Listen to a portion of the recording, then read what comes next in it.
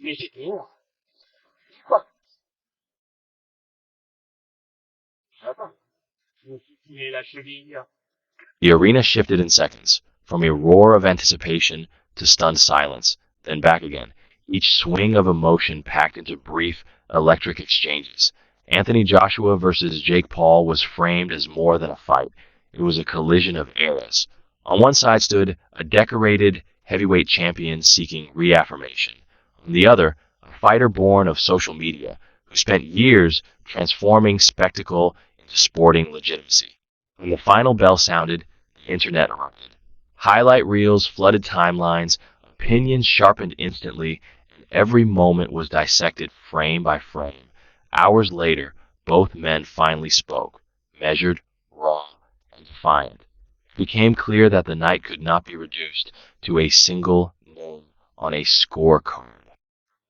Je pense que Jake a une chance de soit mieux. Je l'ai.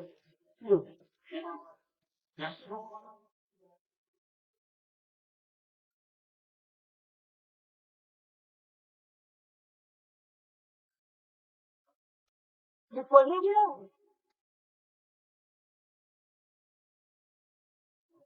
Je veux dire, en fait, la première semaine de sparring, j'ai travaillé de laisser les choses ralentir, sentir la puissance, sortir et prendre confiance pour bien travailler. There is a distinctive silence that follows major nights in boxing. Not an absence of noise, but a pause heavy with consequence. Trainers checked vitals, doctors made their rounds, and both camps withdrew behind closed doors. When statements were released, they were stripped of performance and polish. Fatigue was acknowledged, respect was given, sometimes reluctantly. Joshua's words read like a personal inventory.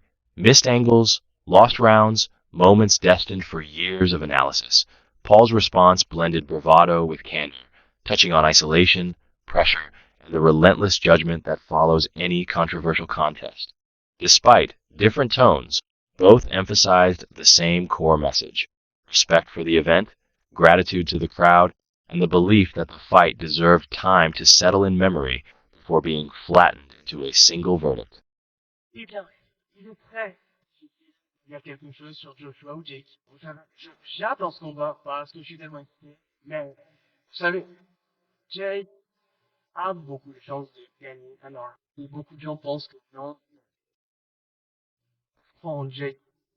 Je veux dire, Joshua est le meilleur combattant et qu'il a beaucoup d'expérience en boxe. Vous savez, c'est un poids lourd. Mais Jake est sa meilleure. Et lui, Jake, on peut voir des restes, vous savez, parce que tout le monde n'a pas d'excuses pour mon langage, mais il a des coups pour entrer sur ring. In the build-up, predictions were everywhere and sharply divided. Most analysts and odds makers installed Anthony Joshua as the favorite, a position reinforced across major betting markets and respected outlets. CBS Sports analyst Josh Nagel leaned toward a Joshua stoppage, citing his experience against elite competition and proven finishing power. Yahoo Sports analysts echoed similar expectations, pointing to the likelihood of an early intervention shaped by the occasion and officiating. Still, dissenting voices cut through the consensus. Tyson Fury publicly suggested Paul possessed the kind of power that could alter everything, even claiming he would wager heavily on the upset. Dana White offered his trademark blunt assessment, skeptical of crossover narratives, yet acknowledging Paul's willingness to step into heavyweight danger. Paul himself remained unwavering, repeatedly predicting victory and insisting Joshua could not knock him out. That tension, credible belief in the underdog versus analytical faith in the favorite, gave the fight its cinematic edge. Afterward, pundits reassessed. Some admitted misjudging the tempo. Others used the bout as a case study. Amir Khan, among them, framed it as a reminder of what traditional knockout power and discipline can impose on modern spectacle.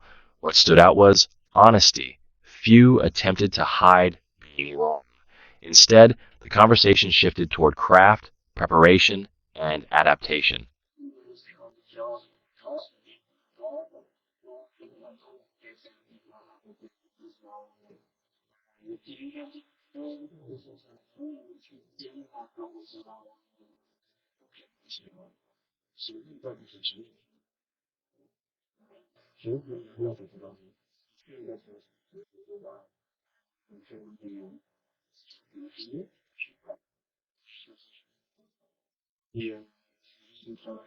From the opening bell, the tone was immediate and kinetic. Early exchanges suggested Paul's awkward, aggressive angles could penetrate. Other rounds unfolded as textbook heavyweight boxing, distance control, structured jab work, and measured power shots. Moments that appeared routine on replay felt seismic in real time. A short uppercut, a brief stumble, a shift in balance that altered an entire round. In the aftermath, both camps spoke with mutual respect. Joshua's team highlighted effective jabs and power combinations. Paul's emphasized resilience, infighting, and composure, uncommon for such an unconventional path to the spotlight. Online, the fight took on a second life. Single exchanges became viral language, looped endlessly. Analysts, celebrities, and casual fans debated technique, intent, and momentum. Memes transformed fleeting expressions into lasting commentary. Behind the scenes, raw clips from dressing rooms and medical corridors added intimacy, blurring the line between documentation and monetization. Trainers spoke clinically, missed range management, tactical blind spots, conditioning strengths, no excuses, just analysis. The comments sounded less like spin and more like assignments for the next training camp.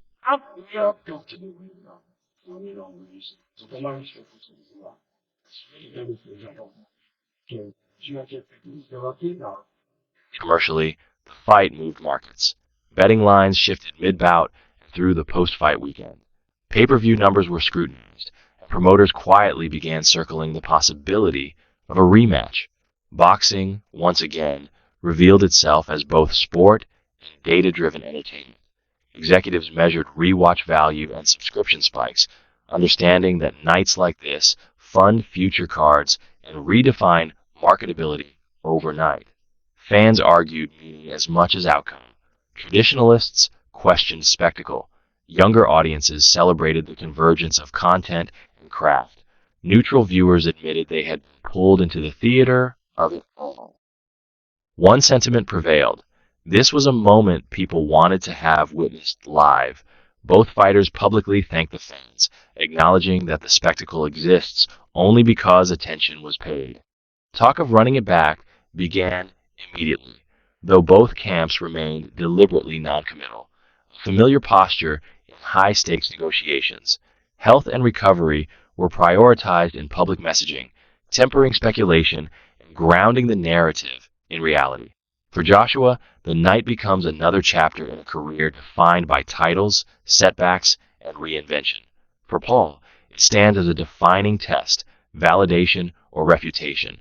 Both invoke the word legacy. One framed it as a long arc, the other as urgent work. On that point, they agreed. Legacy is shaped by response. What follows, in training, in public discourse, and in the ring, will matter more than any single result.